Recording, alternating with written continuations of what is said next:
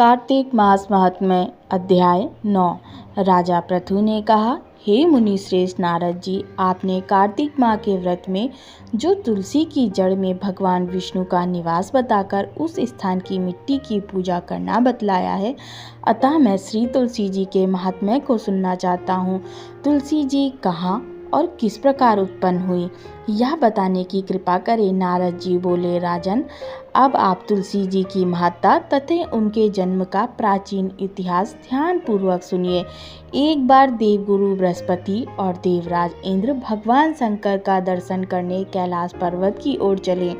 तब भगवान शंकर ने अपने भक्तों की परीक्षा लेने के लिए जटाधारी दिगंबर का रूप धारण कर उन दोनों के मार्ग में अवरोध उत्पन्न किया। यद्यपि वह तेजस्वी, शांत, लंबी भुजा और चौड़ी छाती वाले गौर वर्ण अपने विशाल नेत्रों से युक्त तथा सिर पर जटा धारण किए वैसे ही बैठे थे, तथापि उन भगवान शंकर को ना पहचान कर इंद्र ने उनसे उनका नाम व धाम आदि पूछते हुए कहा कि क्या भगवान शंकर अपने स्थान पर है या कहीं गए हुए हैं।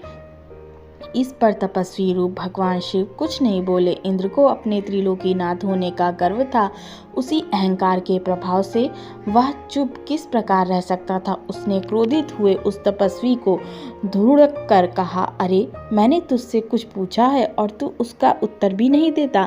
मैं अभी तुझ पर वज्र का प्रहार करता हूँ, फिर देखता हूँ कौन तुझ दुर्मति की रक्षा करता है। इस प्रकार कहकर जैसे ही इंद्र ने उस जटाधारी दिगंबर को मारने के लिए हाथ में वज्र लिया, वैसे ही भगवान शिव ने वज्र सहित इंद्र का हाथ स्तंभित कर दिया और विकराल नेत्र कर उसे देखा। उस समय ऐसा प्रतीत हो रहा था कि वह दिगंबर प्रज्वलित हो उठा और वह अपने तेज से जला देगा। भुजा स्तंभित होने के कारण इंद्र दुखित होने के साथ साथ अत्यंत कुपित भी हो गया, परंतु उस जटाधारी दिगंबर को प्रज्वलित देख बृहस्पति जी ने उन्हें भगवान शंकर जानकर प्रणाम किया और दंडवत होकर उनकी स्तुति करने लगे। बृहस्पति भगवान शंकर से कहने लगे, हे दीनानाथ, हे महादेव, आप अपने क्रोध को शांत कर लीजिए और इंद्र के इस अपराध को क्षमा कीजिए। बृहस्पति के यह वचन सुनकर भगवान शंकर ने गंभीर वाणी में कहा, मैं अपने नेत्रों से निकाले हुए क्रोध को किस प्रकार रोकूं। तब बृहस्पति ने कहा, भगवान, आप अपना भक्त वत्सल नाम सार्थक करते हुए